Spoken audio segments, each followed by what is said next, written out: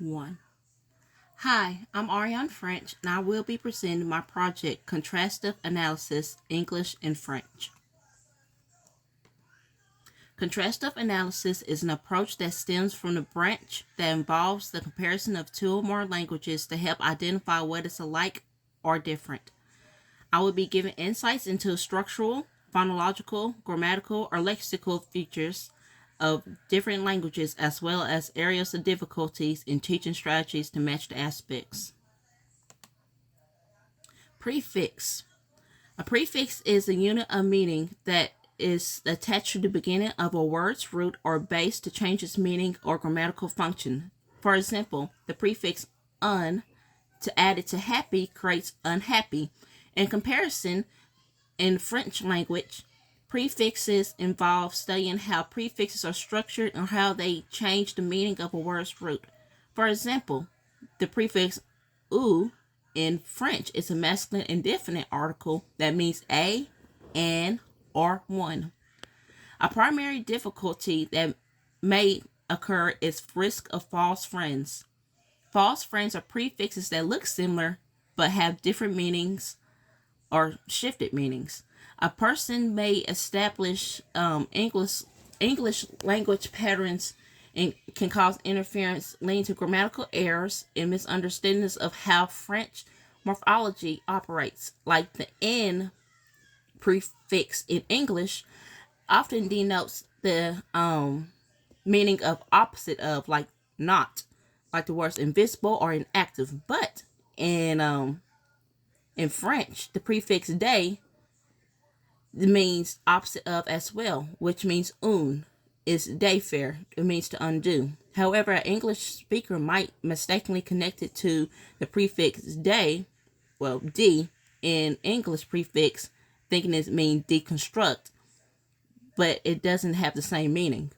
Strategies like comparing, contrasting English and French prefixes and highlighting where they are the same may help. Teaching yourself new prefixes when a prefix is different, like the N prefix in English and the N prefix in French, and build on consonants when a word has the same prefix and root in both languages and use it as a starting point, like the word important in English and the word important in French. Suffixes are meaningful units that add endings to a word's root or stem to change its meaning or grammatical function. They can be inflectional, which means changing a word's tense, number, or possession. Example like the word jump to jumped. Or derivational, that changes the word's part of a speech, often its meaning, meaning like word happy to happiness. In French morphology, they use suffixes to change their word meanings, grammatical function, or gender. Derivational suffixes create new words, often changing a part of speech, such as changing a verb to a noun, like the word chaleur. Inflectional suffixes change a word's grammatical form, like verb conjunction or plurals, by adding the s for plural nouns. While learning French suffixes, English speakers may face difficulties due to inconsistency in suffix mapping, the complexity of grammatical gender, and the use of silent letters. English and French language share Latin roots. Does not mean that similar sounding suffixes do not always translate directly. Inconsistent suffix correspondence such as Sean versus Sean in English and French language, even though they look the same, these related verbs are totally different. Grammatical genders play another obstacle as for English native speaker. They may get the grammatical gender confused in the French language for masculine and feminine, which affects the choice of suffix. Another challenge is silent letters. A native learner will see a suffix written out but not hear it being pronounced, which can cause confusion during listening and spelling. Example like the phrase in French, les amis, which means the friends. The S is pronounced in les, but due to the S in ami, it's very silent. Teaching strategies like anchor charts, word sorts activities, and consonant focus are very useful for transitioning suffixes. Anchor charts are a comparison of English and French suffixes. They are highlighted to share the roots and the similar meanings they convey. Word sort activities. You can sort the words into categories based on their suffixes to reinforce patterns and meanings. In conjugate focus, you can begin with common French suffixes that are identical or very similar to English ones, such as shun or mint, to build a strong foundation. Infixes or affixes inserted within a root to alter its meaning, though infixes are rare and typically used for informal emphasis. English infixes can be used in specific cases, like pluralizing compound words like spoonful becomes spoonsful. French morphology do not use infixes such as English does, but instead they rely on prefixes, suffixes, and inflected endings to form words and convey grammatical information. Learning difficulties one may occur when translating from English infixes to French infixes are false expectations based upon their native language. With them knowing English and experiencing learning a new language, it can lead to search for familiar in the middle insertion rule, which this rule does not apply in the French language. Inference with established patterns may be a difficulty as well. English learners are used to using emphasis with their infixes, but English learners might be tempted to apply this to the French language, which doing so can be grammatically incorrect. Focusing on non-existent features such as a native learner might mistakenly put effort into learning a system that simply just doesn't exist in the French morphology. And the learner needs to understand that so they won't waste time, or they need to know the correct word formation, primarily that French uses prefixes and suffixes instead of infixes.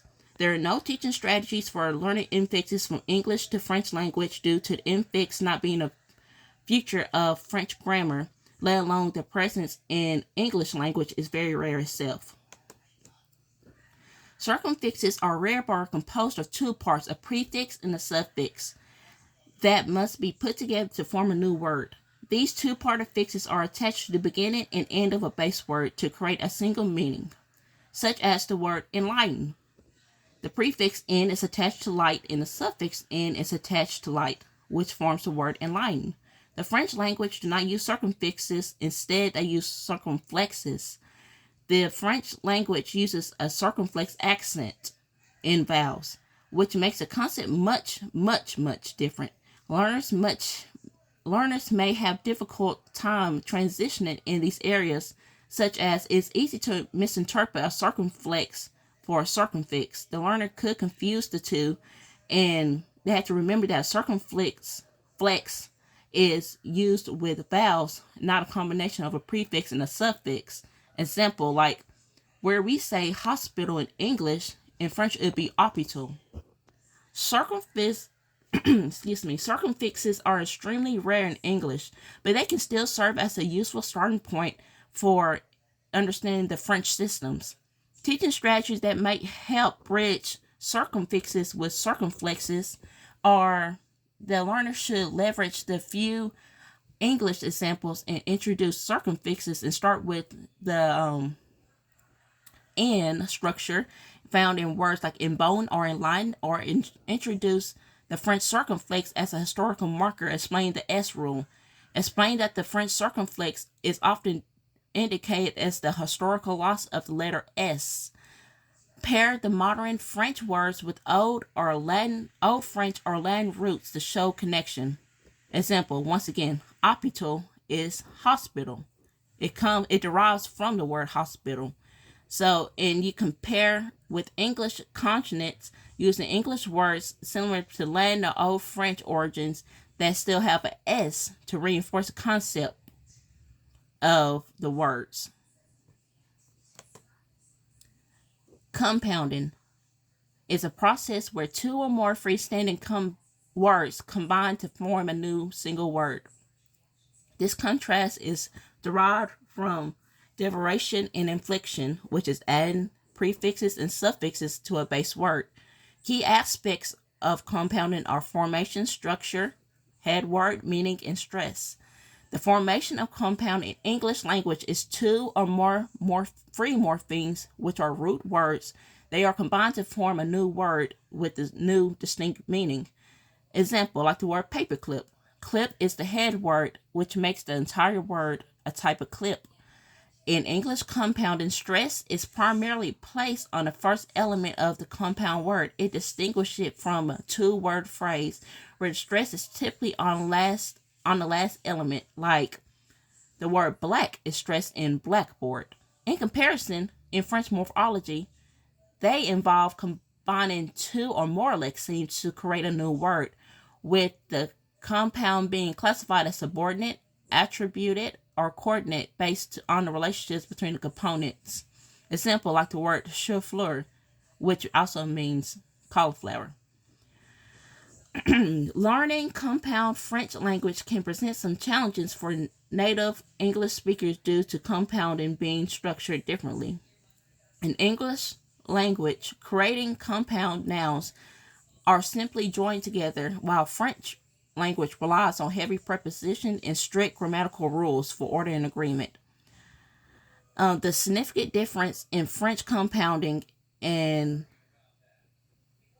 nouns are formed with prepositions like in, which means for or with, or de, which means of, rather than being squished together like it is in English language. The other word, English, the word order in English is right-headed language, meaning the core noun is at the end of the compound. Let's say, for example, a box of tools. But in French, they use left-headed. The core noun is coming first. So in French, it would be un boîte à outils, which means a box for tools.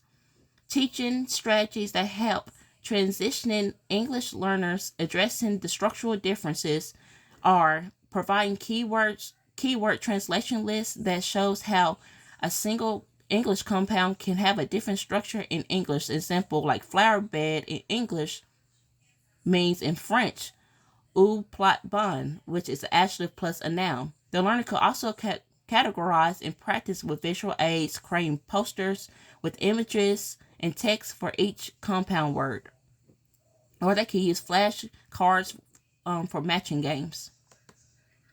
Borrowing refers to the transfer of affixes, roots, and word formation patterns for other languages in English.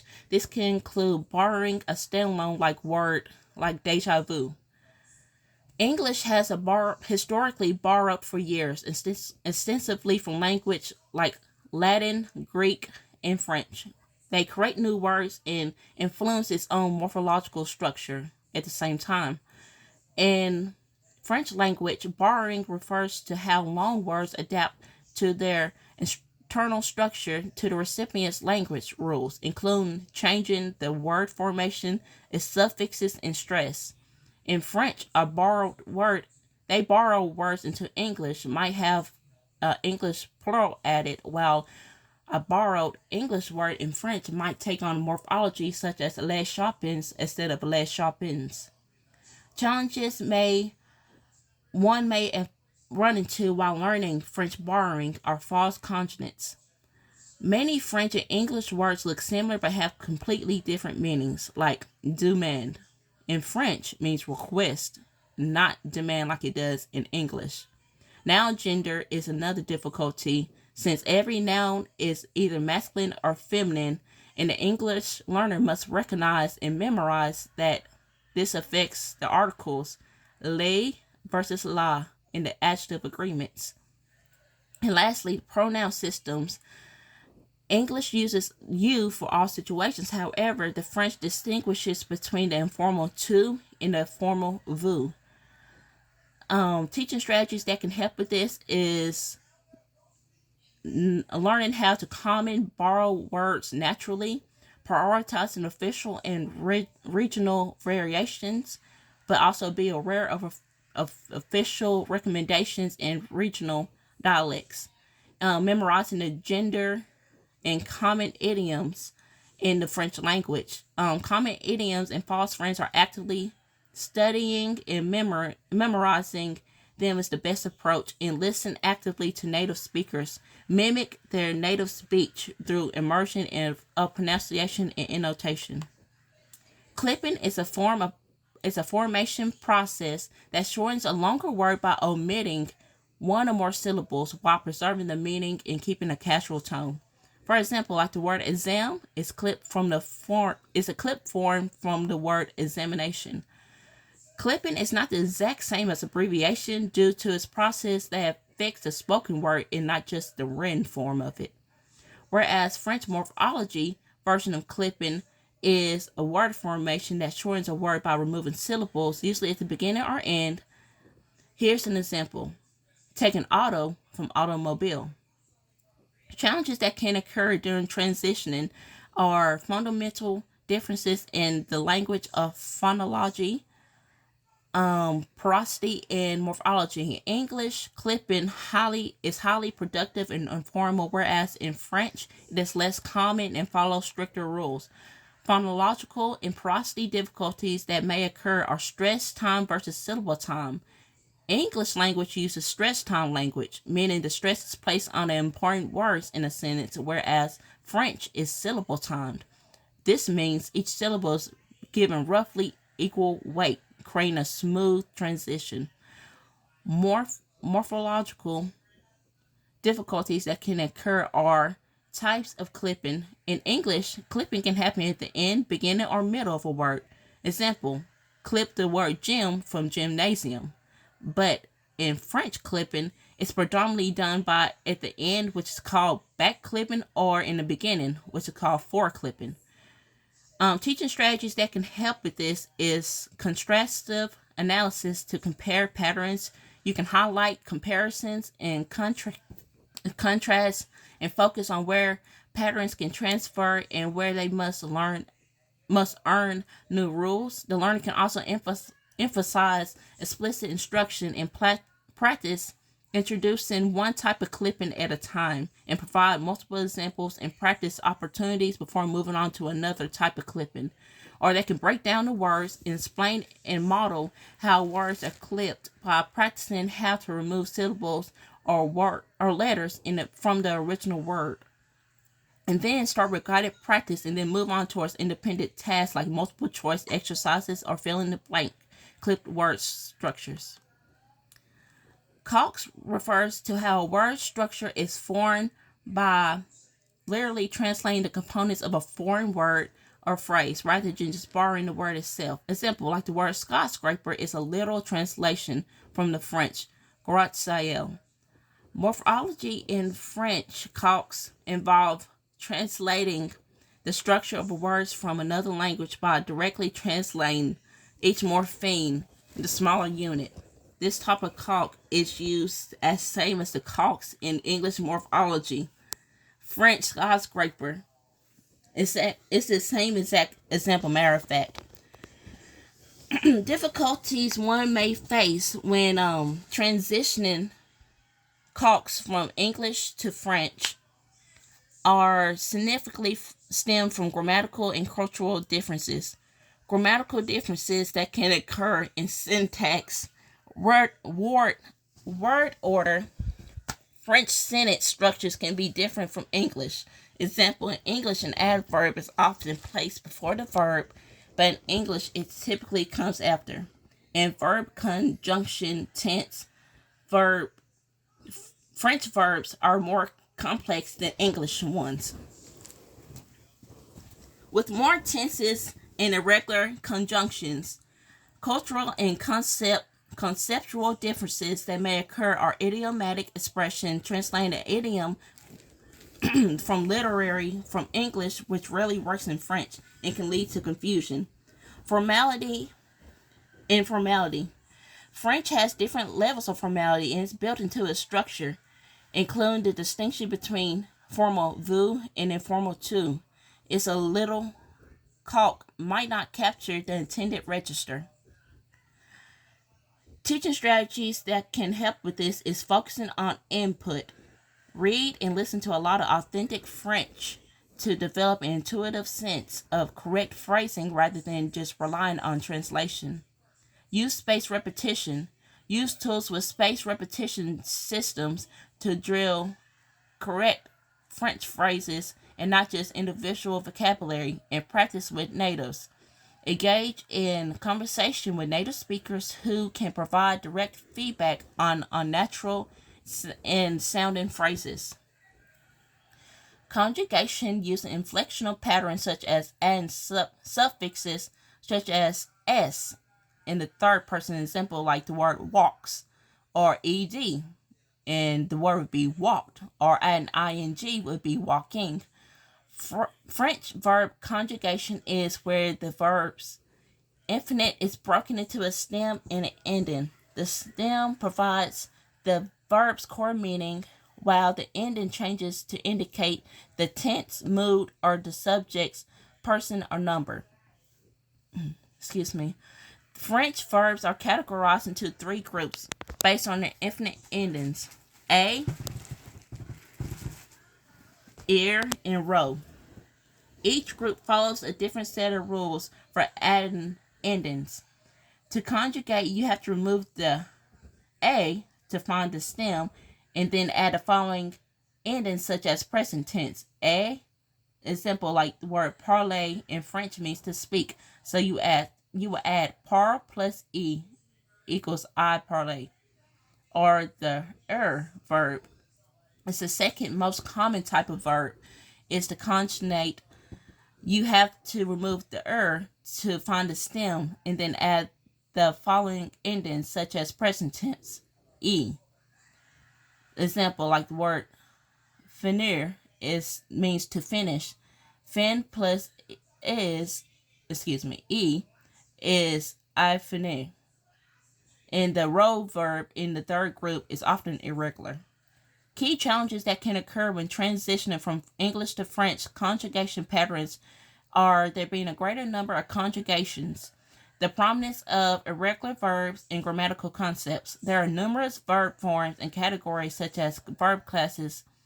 French verbs are divided into three classes: a, e, and ro, which has its own conjugation rules, which I explained earlier. The learner must make it very important for them to memorize which pattern applies to which verb. And conjugations in English. A regular verb is typically only changes for a third person in English language, like I speak or he speaks. But in French, every verb has 6 different endings in the present tense alone. The irregular verbs in French are highly irregular, like être, which means to be, avoir, which means to have, and faire, which means to do or make. The learner can focus on patterns and high frequency verbs like the groups A, E verbs. In the common regular verbs, the learner should prioritize common verbs and the most frequent used verbs like être or avoir, due to them being the foundational and often use the same conjugation patterns. The learner should also incorporate auditory and kinesthetic practice, such as speaking aloud, practicing conjugating verbs aloud with a partner, or saying the verbs with its subject pronoun to reinforce correct pronunciation and usage. In morphology, at least English morphology, the tense and aspect distinction are primarily used in inflectional suffixes and auxiliary verbs to mark past tense and aspects like the perfect and progressive. The tense has 2 morphological forms: the past and marked by the suffix ed, like walk to walked, and the present, which is based on its form, like the word walk. Whereas the French tense aspects are primarily conveyed through verb morphology, where inflectional endings change to show time, tense, or the type of events, which is aspect. The morphological distinction is between past tenses, compound past, which is a compound structure marking completed actions, and the imperfect, which uses a single inflected form to mark ongoing or habitual actions. An English speaker is learning French faces several different difficulties with tense and aspect distinctions due to difference of how the two languages perceive and express time. It can be challenging for a native English speaker to choose between tenses, and it could mistakenly use only used for an entire sentence. French and English express different ongoing and continuous actions, which can also be a challenge for a person who speaks strictly English. English uses a progressive tense like I am reading or I was reading to emphasize an action in progress, while the French does not have a parallel progressive tense. Instead, they use simple tense. Like in English, we say, "What are you doing?" I am reading a book. But in French, they will say, "Que fais-tu?" Je lis un livre. Means, "What are you doing?" I am reading. I read a book. Teaching strategies that can help with this are comparing structures, like exploring key differences between the English language and the French language, time-based focus, or do repetition drills and games like using engaging methods like verb tense bingo or online quizzes to reinforce conjugation and its usage. In conclusion, understanding the ins and outs of the article system in English and French hold a significance for language learners. A native speaker, French speaker, learning English might lack the gender agreement in the simple article system in French, and same as the English with the French speaker. It might be compared to complexity of gender and agreement rules in French articles. In addition, while understanding and learning gender distinction in French can be challenging, shedding light on potential stumbling blocks in the learning language journey of English and French article systems not only help learners in making an informed decision due to transferring skills effectively, but also assist learners in devising target teaching methods. Furthermore, I have enjoyed completing this project due to the learning factors of rehearsing the aspects of a new language and understanding that there are more aspects to learning a new language rather than just speaking fluently in it. Here are my references. The end.